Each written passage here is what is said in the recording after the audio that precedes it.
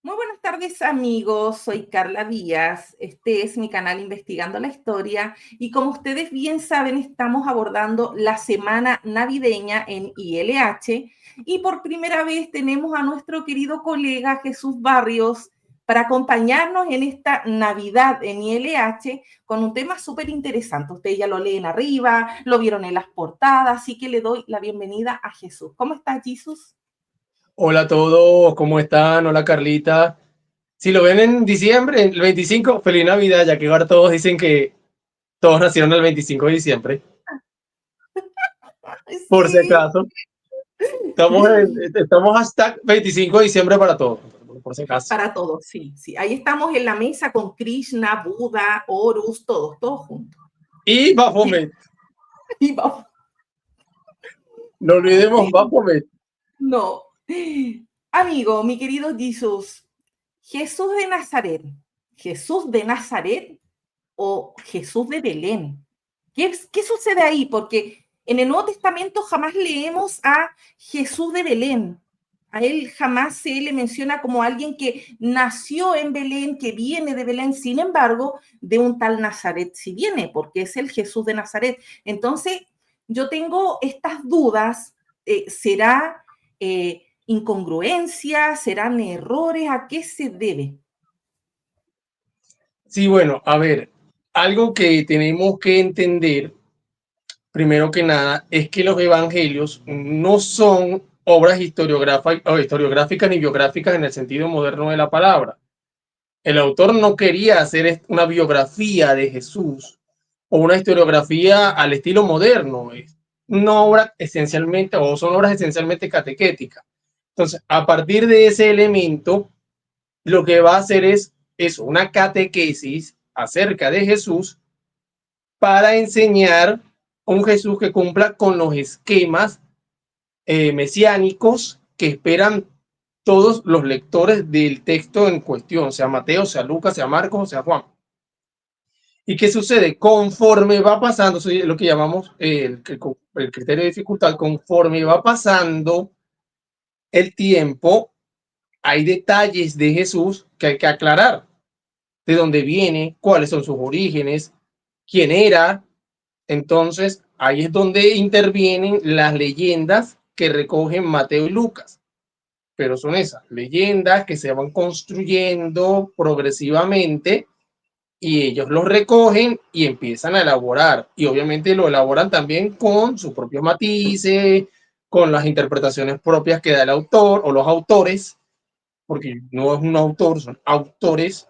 El consenso que tenemos con los evangelios no es un autor, son comunidades que producen los textos, por eso hay tantas capas redaccionales en los evangelios, y a partir de allí es que nacen estos relatos. El detalle es ese. Marcos nunca pregunta, no aclara nada, no dice de dónde viene y simplemente Jesús de Nazaret. No, Jesús de Nazaret, no conocemos a su mamá y a su papá y a sus hermanos, etcétera. Listo, hasta allí, no menciona más nada. Pero Mateo, la comunidad de Matiana y Lucana dicen, ajá, pero ¿de dónde viene Jesús? ¿Qué pasó? Hay años perdidos allí, y empiezan a nacer esos relatos del nacimiento y de la infancia, que además el único que tiene detalles un poquitico de la infancia de Jesús es Lucas, pero un detalle sencillo que se perdió en el templo. Pero una leyenda hasta allí, una leyenda hasta allí, y llega y no pasa más de allí.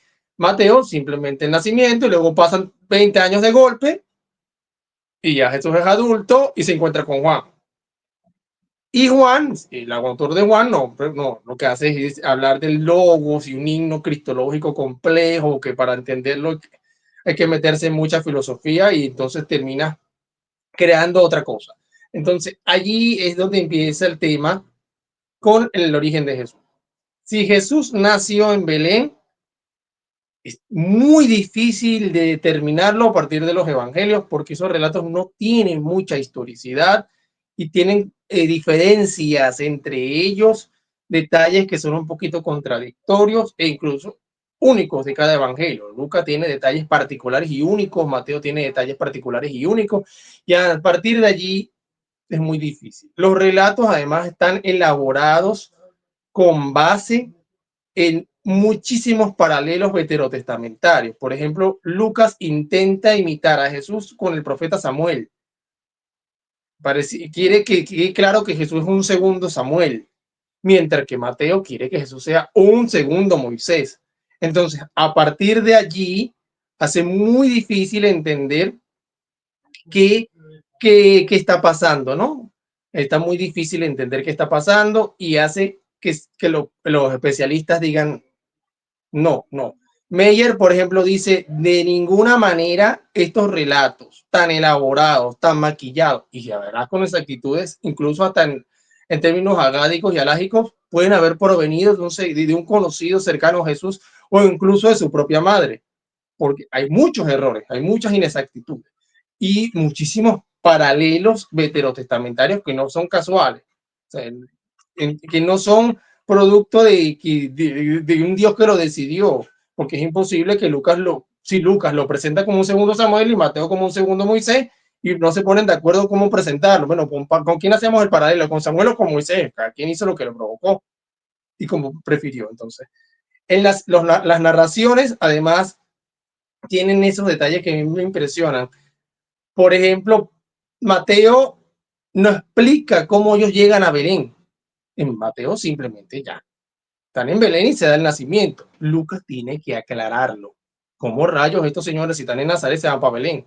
¿Por qué tienen que ir a Belén? Entonces, ahí se construye toda esta narración con las inexactitudes históricas del censo de Quirino, etcétera, para justificar el nacimiento en Belén y el cumplimiento de la profecía. Porque Lucas dice que esto hay que justificarlo, ¿no? Esto no puede quedar así. En cambio, Mateo se lanza a la aventura de decir que ellos estaban en Belén y nacen en Belén y no explica en dónde rayo nace. Lucas hace un poquitico más elaborado el relato y habla de una casa, no explica en qué parte de la casa. Él dice que nace en una casa y lo pone en un pesebre, pero no especifica en qué parte de la casa, una casa que al mínimo tenía 2 pisos. Entonces, y eso, ahí es donde tú te quedas preguntando qué pasó aquí. Entonces, es claro que los relatos están elaborados totalmente, totalmente, totalmente, y que no tienen historicidad ninguno de los dos. Ninguno de los Pero, pero dos. sí, la intención era ligar este nacimiento de Belén con lo que aparece en Miqueas 5:2. Sí, tanto Ya, Lucas como Mateo sí tienen claro eso. Releen a Mateo a Miqueas 5:2 y buscan la manera de que nazca en Belén. Lo releen en una clave tipológica. Piensan que Miqueas 5:2 habla de Jesús. Y entonces ya. los dos están claros en eso. Los especialistas han coincidido. Llámese Brown, llámese Fincher, llámese Meyer, incluso el doctor Antonio Piñero han coincidido en lo mismo. Miqueas 5:2 era conocido por el autor lucano y el autor matiano, y ambos buscaron la manera de cumplir la profecía. Y Pero, como la fuente. la Ah, fuente de la que toman Miqueas 5:2. ¿Qué fuente sí. están leyendo? Ahí eso es otro detalle. José Luis Sicre, lo explica muy bien en su libro sobre el profetismo, él lo explica muy bien y él lo aclara impresionantemente. Mateo no cita la Septuaginta ni cita el texto masoreta que después tendremos en el siglo X.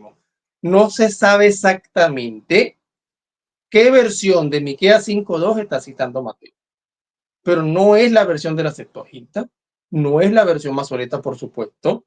Entonces, ante este hecho, lo que José Luis Sicredi plantea es que podría haber habido otra versión circulando distinta para el periodo, pero está perdida. Está perdida. Y lo que ha concluido José Luis Sicre es que ni la versión de la Septuaginta ni la versión del texto masoreta es ni remotamente tampoco la versión original de Miqueas 5:2. Él plantea una reconstrucción textual de Miqueas 5:2 en donde se ve lo que podría haber sido el texto original de Miqueas 5:2 y que lo hace además a partir de un poquito de algunos hallazgos de Qumran y el trabajo de algunos otros filólogos especialistas en hebreo, y a partir de allí él señala lo que pareciera haber sido el texto original, que no es ni Miqueas 5:2, perdón, que no es ni el Masoreta ni el de la Septuaginta.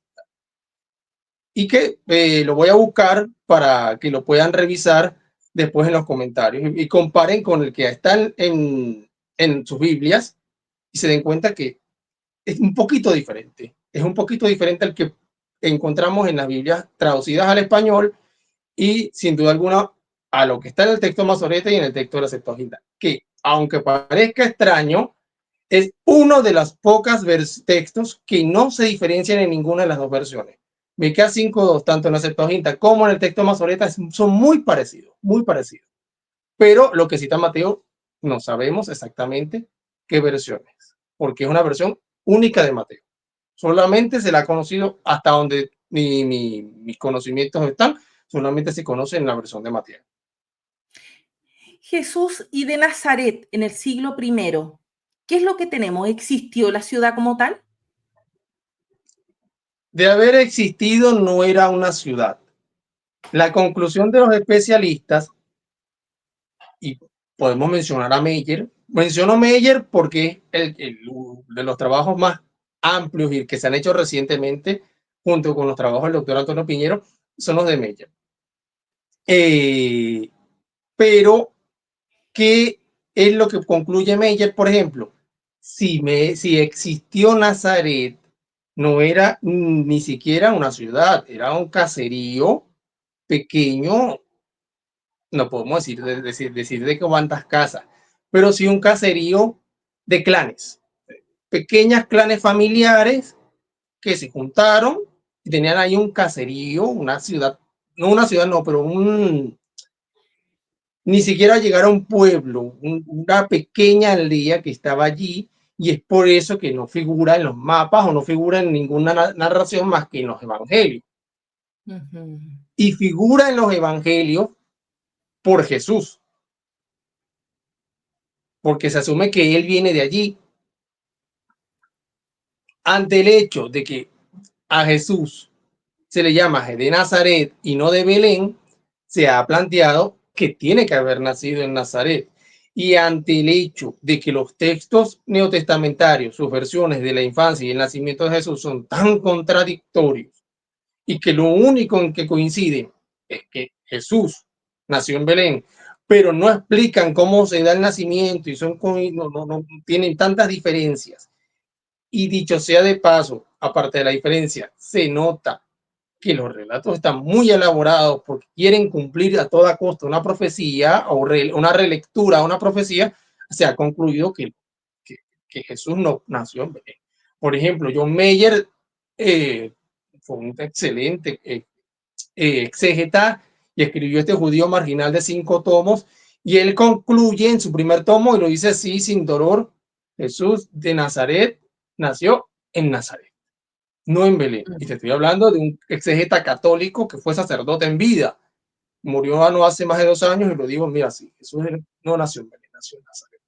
Y Raymond Brown, ya hacía 20 años atrás, Raymond Brown decía: los relatos de infancia de Jesús son relatos folclóricos, no son historiográficos, y si el autor hubiese querido ser un biógrafo verdadero, esos textos no habrían entrado jamás al canon evangélico, porque no cumpliría con lo que un evangelio tiene que ser, que es esencialmente catequético. Y estos textos son catequéticos, o sea, nunca persiguen la intención de decir sí y de darme los detalles. Lo único que intenta hacer detalles historiográficos es Lucas, pero como tienen exactitudes tanto históricas como agádicas y alágicas, y dicho sea de paso, se busca como sea llenar vacíos y forzar el cumplimiento de la profecía, indudablemente, ante ese buscar que lo que llaman esquema derásico se cumpla, sin duda alguna, el relato peca de no ser histórico y no cumplir con historicidad.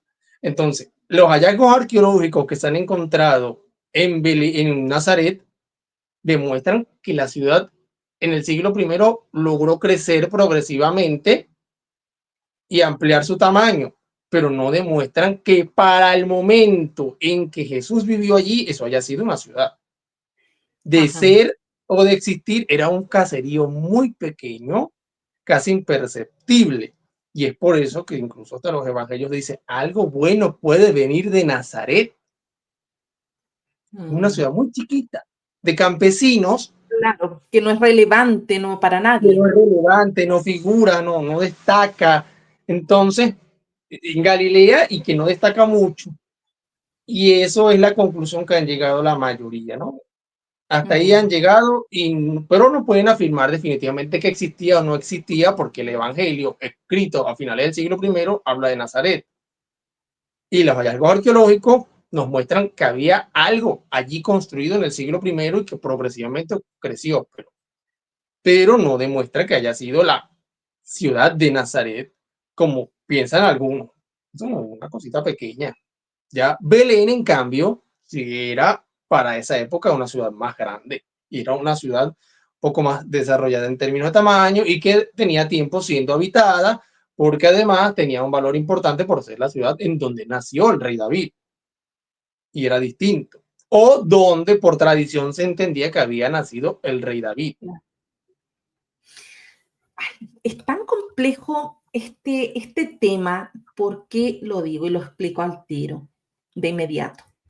Los creyentes, en su mayoría, estas fechas son muy significativas por el nacimiento de su Salvador.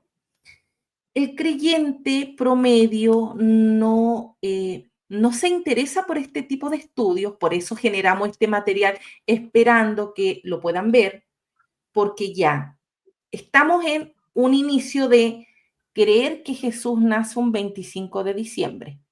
Y en torno a eso se genera tradición, consumismo, regalos, lindo, familia, cántico, villancico. Y ahí tenemos el primer problema, la fecha. La gente cree y asegura y atesora esta festividad como la fecha en la cual nace su Salvador. Luego le sumas a eso Belén.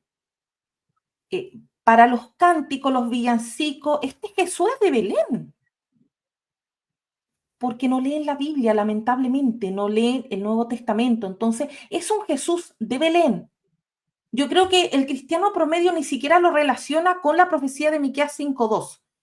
Para ellos les queda los cánticos, los villancicos y era Jesús es de Belén y punto. Y tampoco se interiorizan a qué es Nazaret, qué fue Nazaret en el primer siglo.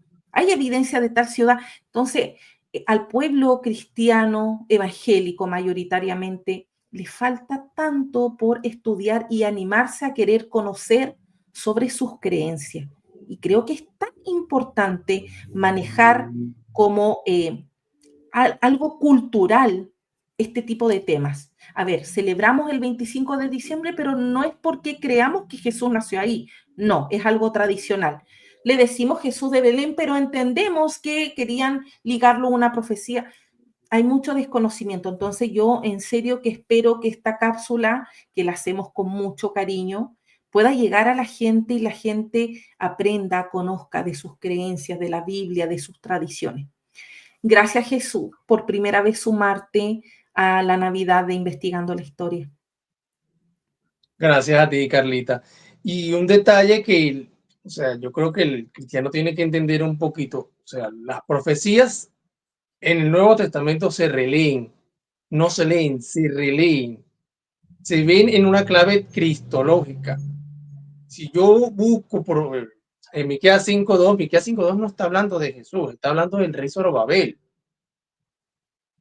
Y Zorobabel no nació en Belén. Zorobabel nació en Babilonia. Y Zorobabel, o lo que busca Miqueas es aclarar no que el profeta, o sea, no que el nuevo Mesías, que Zorobabel tenía que ser Mesías porque era rey, pero el Mesías que plantea Miqueas no es un Mesías que tiene que nacer en Belén explícitamente, sino que tiene que venir de dinastía davídica. Y como Belén, por patrilinealidad, se asocia a la dinastía davídica, se asume que de alguna manera va a estar ligado a Belén. Tú, Belén de Efrata, no eres la más pequeña, porque de ti vendrá el rey. Pero Zorobabel no nació en Belén. Nunca nació en Belén. Es un rey que nace en el exilio.